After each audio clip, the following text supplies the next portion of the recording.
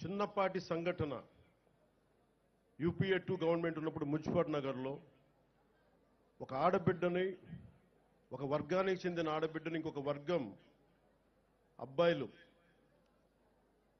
ఇబ్బందికి గురి చేస్తే వాళ్ళ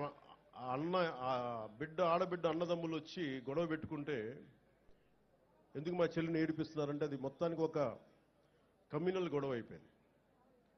యాక్చువల్గా చూస్తే అది ఒక law and order issue.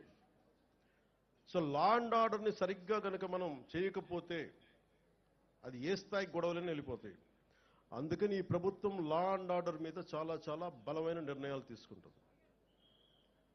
Social మీడియాలో పోస్టుల దగ్గర నుంచి బయట విచ్చలవిడిగా మాట్లాడేవాళ్ళు, ఆడబిడ్డల మాన ప్రాణాలని ఇబ్బంది పెట్టేవాళ్ళు, దాడులు చేసేవాళ్ళు, దౌర్జన్యాలు చేసేవాళ్ళు,